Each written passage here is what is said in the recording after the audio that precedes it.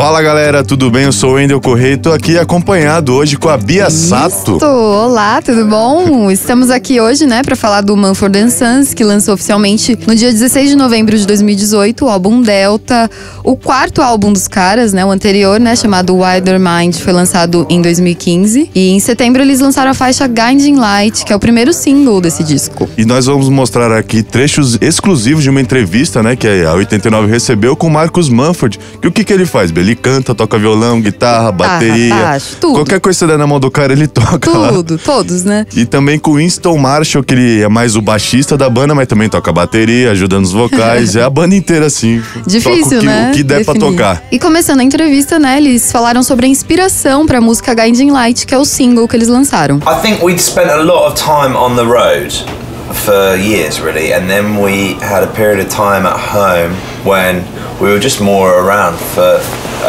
sort of real life stuff. The road's quite a bubble, you know, and then we did 1 year where we only did 70 shows instead of like 150, which is like the average. So it was a quieter year and we were home more.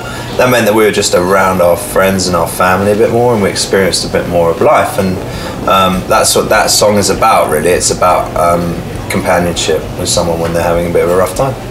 So, and then I did a demo of it in London Bridge right after the London Bridge attacks, actually, the terrorist attacks there, and it was a really strange atmosphere, but there was a strange sort of beauty to it as well, because our city sort of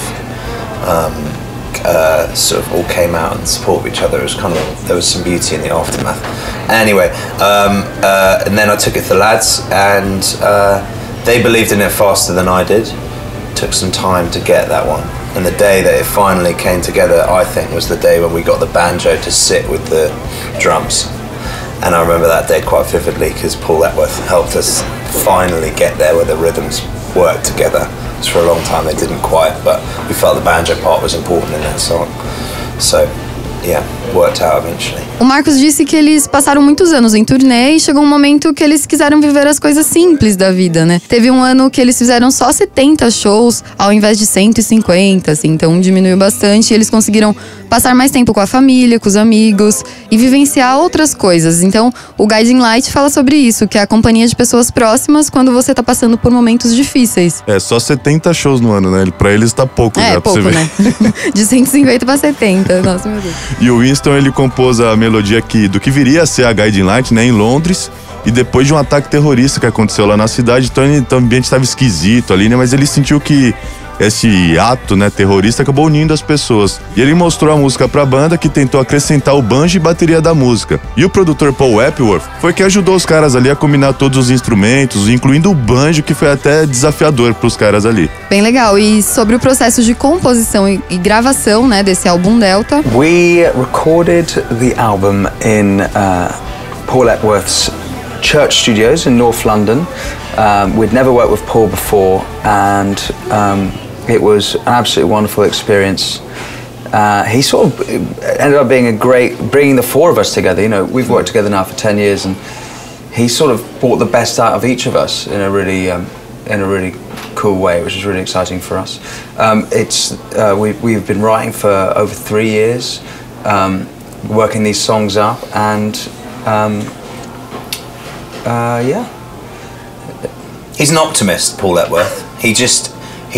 He always sees the positives, and that's a really exciting sort of energy to have in the studio, because a lot of the time when you're trying to write, you get stuck a lot, and he just sort of helped free up any blockages, I think, with a sort of healthy dose of optimism and enthusiasm, but at the same time had sort of real plans for things. So it wasn't just a sort of abstract idea that everything's going to be all right. He'd actually have a specific idea of how it could get to being all right as well. And he just sort of had boundless energy. He just, whenever you ran out of steam with an idea, he'd be there to pick up the slack and take it on. And his mind reminds me of like a Medusa head with like rainbows, you know, coming out of it. And it sort of his ideas fill the room with this sort of multicolored smoke, you know. He's constantly thinking and moving on. It's cool. Eles gravaram com o produtor Paul Epworth em Londres, no estúdio dele. Foi a primeira experiência, né, com o cara, e eles adoraram, porque ele acabou juntando mais ainda a banda. Eles já estavam trabalhando nessas músicas há 3 anos. E pra eles, o Paul é um cara otimista, isso cria uma energia muito boa. Ele sempre dava um jeito pra que as coisas ficassem bem, assim, dava uma energia boa ali na hora de produzir, de gravar. Então, criava ali um clima bom, né, pra eles. O Marcus comparou ele com a Medusa. Engraçado essa comparação. Só que com um arco-íris na cabeça ao invés das cobras. No sentido que só de olhar, ele acaba gerando boas ideias e um clima muito bom pra eles. Eu gostei dessa comparação aí. E sobre a música Guideline ser o carro-chefe pra guiar o processo de criação do resto do álbum? No, I'd say the track that was the catalyst to making the album was probably a song called Slip Away, which was the first song we did with Paul. We did like 2 or 3 dates before we kind of committed to the relationship with Paul. On both sides, we sort of like, let's see how it goes, and we had the luxury of being able to do a couple sessions before we then went in to make the record. And the first session we did was this song called Slip Away, which ended up on the record. And we just felt like he was going to be able to do something with our songs and our sort of regular way of writing songs that we hadn't heard before and that we were excited about. So we put a lot of trust in him, but that trust really, I think, was catalyzed by the process of recording Slip Away. O Marcus disse que não, que pra ele a música que guiou o resto do álbum é a música Slip Away, que foi a primeira que eles trabalharam com o produtor Paul. Eles escreveram essa música uns 3 dias antes de fecharem um acordo com Paul pra ele produzir esse disco, né? E fizeram algumas sessões como teste pra ver como seria gravar esse disco com ele. E como deu certo com o Slip Away, eles confiaram no Paul pra trabalhar todas as outras músicas. O Paul acabou sendo uma pessoa super importante ali, né? Pra eles, até no processo de escolha, de criação e de tudo, né? Até como se fosse uma parte da banda também, né? Não só um produtor, assim, sei lá, contratado pra aquilo, né? Ele faz parte do álbum, né? Ele é parte deu pra ver, eles citam bastante muito, ele, né? Até quando não pergunta dele, eles citam, então o cara ali acho que tem eles um pezinho ali. Bastante. E sobre a escolha da música, Guiding Light, pra ser o primeiro single do disco... It was a very difficult decision to make Guiding Light the lead single, or certainly one we debated at length.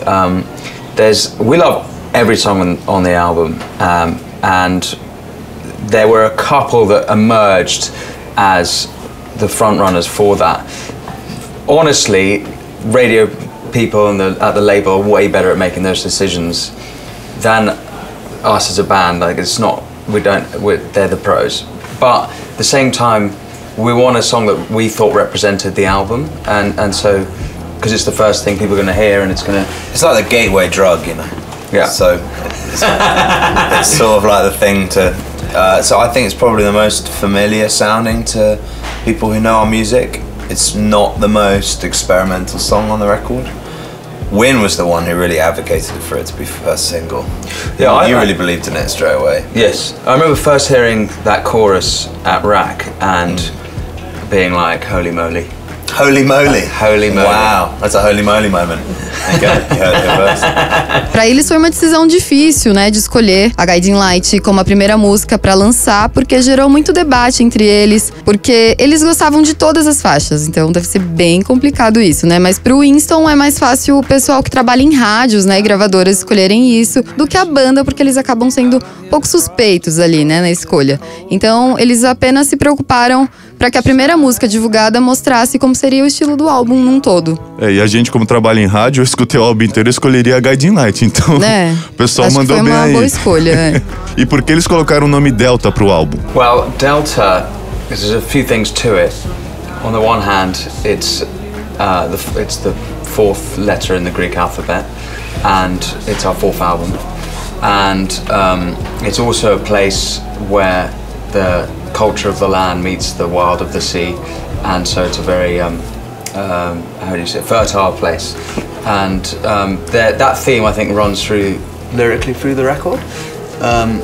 And there's like various things where Marcus came in, I think he was on his scooter coming in and out of the studio every day, and he came in one day with this sort of eureka moment of like Delta, and it like perfectly summed up everything that the album was about It sort of came a bit later, actually. Tem mais de um motivo para a escolha desse nome. Delta é a quarta letra do alfabeto grego e também esse é o quarto álbum do Mumford Sons. Também é um nome usado para descrever um lugar fértil para plantio que fica próximo ao mar. Então Delta é um bom nome porque tem mais de um significado. Quem pensou nesse nome foi o Marcus. Olha, bem criativo, né, esse Marcus. E sobre o tempo que eles ficaram trabalhando nesse álbum, vamos ver aí o que eles responderam. One of the songs is 6 years old, I think, or 5 years old. But most of it has been written since we released Wilder Mind. So last 3 years. I think generally we're always writing, although that kind of sort of ups and downs. There came a point near the end of last year where we're like, right, we're ready to make an album. So we started, and it took us. We were in and out of the studio all year, and so collectively took about 3 months in the studio. Is that right? I think maybe a bit more. Yeah. Maybe a bit more. And so it's 3 years' work. Eles disseram que algumas músicas já tinham sido escritas há 6 anos, enquanto outras há 3. Então foi bastante tempo ali, né? O trabalho no estúdio em si, para o álbum, foram 3 meses, mais ou menos. Mas a longo prazo, foram no mínimo 3 anos trabalhando nessas músicas do álbum. Muito tempo. Dá trabalho criar, né? E eles falaram sobre as músicas favoritas do álbum. We just listened to the album again yesterday together with a bunch of friends and people, partners we're going to work with, and it was the first time we listened to it on vinyl, and it sounded different. It was really cool. It does, and we each listen. Now we've listened to this album 3,000 times already, and that's before we even played it live, really. Slip Away came back to me yesterday. Like that was one that, as Marcus said earlier, it was the first song we did together. And sometimes when you sit with a song a long time, you can take it for granted. You sort of you forget about it a little bit, and then that came back. I was like, I think that happens generally with the songs. And then you can work on a song too long that you get kind of bored of it. And my favourite song switched yesterday from Wild Heart, because that was my favourite, and we did that all live around a special microphone which looks like a crash test dummy head, and it's a binaural microphone, and it has microphones in where the human ears would be. So it's really, really accurate as to a representation of what a human head would hear in any given position in the studio. And we used that a lot, that microphone. But yesterday, my favourite song became Picture You, which is halfway through the record, and Win brought in a demo of it. I played the demo to a friend of mine, then I played him our version, and my friend was like, "Can I have the demo, please?"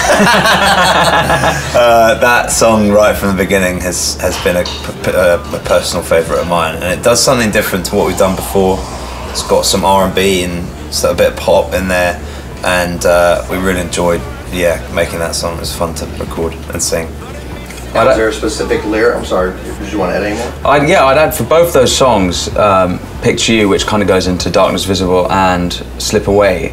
They both stood out as songs that I'm really excited to play live. Yeah. Really, really. They both do things we've not done live before, and listening to them again yesterday, even on vinyl, I was like, these are made to play live. And we've played a handful of the songs, or a few, not even, and to get to do that's what we are. That's what Mumford Sons is, a live band. And so actually, even though we've got a lot of work to do to try and work these songs out, because there's a shitload going on the tracks, I'm really pumped, particularly for those 2 tracks. Eles contaram que escutaram pela primeira vez em vinil o álbum completo com alguns amigos e pessoas que trabalharam no disco e gostaram bastante da experiência, né? Antes dessa entrevista, eles tinham acabado de ouvir o álbum em vinil pronto ali, fechado, e eles perderam a conta de quantas vezes ouviram as músicas durante o processo de composição e gravação. E pro Winston, a música Slip Away foi a que mais o pegou. Foi uma das primeiras que eles gravaram e gostou da música porque ela ficou de uma forma que o agradou e não foi cansativo de fazer. E pro Marcus, durante a gravação, a música favorita dele era Wild Heart. E ele lembrou que eles gravaram com um microfone diferente do que eles normalmente, né, usam pra gravar, e o resultado ficou muito bom. E eles acabaram usando esse microfone em outras músicas. Mas depois de ouvir o álbum em vinil, ele passou a gostar mais de Picture You, que é a 9, né? A faixa 9 do álbum, que tá no meio do disco mais ou menos, e ele lembrou que a versão experimental que o Winston fez pra música tava tão boa que um amigo queria uma cópia da versão pra ouvir e tudo mais. Então ele acabou mudando de ideia ali. E é uma música que desde o começo agradou muito ele e fez ele se sentir de uma forma como ele nunca havia se sentido antes. Então ele acha que é um pouco de R&B e pop e se divertiu muito criando, gravando e cantando essa canção. Ele deixou bem claro que ele gostou muito. Então é isso aí, Picture You, a favorita do Marcus. E o Winston acabou entrando de novo, né, na resposta. Ele acrescentou que está muito empolgado para tocar ao vivo as músicas Picture You, a favorita do Marcus, Darkness Visible e Sleep Away, que é a favorita dele, porque são músicas que são diferentes do que eles costumam tocar em shows. Ouvindo o vinil, ele teve certeza que as músicas foram feitas pra tocar nos shows, ao vivo ali. E pra ele, o Mumford Sons é uma banda que funciona melhor ao vivo. E o show dos caras é bom mesmo. A gente esteve no Lollapalooza, sim, é vimos sensacional. o Mumford Sons. Eles são muito talentosos, né? A banda toda. E sobre os planos, né? Pra turnê, né? Vamos ao que interessa. Yeah, I suppose we've announced the first 60 dates, which take us from mid-November to June. And we're managing to get in the studio for 2 of those months as well. So it's going to be fairly flat out. We've announced those. But there's quite a lot more to come because we plan to try and tour this fairly extensively. We love touring. We want to try and get back to most places in the world that we've played, plus add some new territories that we haven't played before. So there's a lot to come. Yeah, we've sort of announced the first 63, but there's a lot more to come next summer onwards. Eles já têm mais ou menos aí 60 shows até junho de 2019, então esse número com certeza tende a aumentar, né? Porque eles querem fazer uma turnê extensa e eles amam fazer turnês. Eles deixaram bem claro que eles adoram fazer turnê e querem tocar em lugares que eles já se apresentaram, mas também querem se apresentar em lugares novos. Então eles estão aí, né? Quem sabe, sei lá, uma Ásia talvez. Brasil de novo. Brasil, talvez. Não, Brasil com certeza, né? As pessoas já tô ansiosa pra ver de novo eles, com certeza. E aí, pra finalizar, eles deixaram um recado pros fãs. Final words for the fans. We can't wait to see you again. What are you gonna say? We're coming for you. Bom, eles estão muito ansiosos, né? E não vem a hora de reencontrar esses fãs. Olha, nós também, Marcus e Winston. Todos estamos ansiosos. É um álbum diferente, né? Do que a gente tá acostumado a ouvir, assim. Eles foram bem inovadores, eu achei. É uma evolução da banda, né? Vai evoluindo. É isso que é legal, né? A banda não ficar fazendo sempre aquela fórmula batida e evoluindo. E eu acho que eles conseguiram isso aqui. Esse produtor, pelo que eu entendi da entrevista aqui, foi o diferencial pra eles. Pra eles, foi a chave ali, né? Pô, a gente precisa de algo diferente, vamos chamar um cara que manja eles. Chamaram Paul Apple. Abraçou a ideia deles e foi junto. E criaram todo esse álbum Delta que tá demais. Tem 14 faixas o álbum. E é isso aí, a gente espera o Mumford Sons no Brasil, a gente insiste aqui. Alô, produtoras, chamem os caras pra vir pra cá, que os caras são bons mesmo. Estamos né? aguardando, queremos ver ao vivo a apresentação desse álbum Delta, que foi bem legal, né? Só no Faixa a Faixa já deixou um gostinho aí pra gente ver o que vai ser o show deles aqui. Isso aí, obrigado, Bia. Dividir essa tradução aqui exclusiva pra 89. Até a próxima, né? Até a próxima e acompanhe todas as notícias do Mumford Sons no radiorock.com.br. Isso aí, até mais. 89.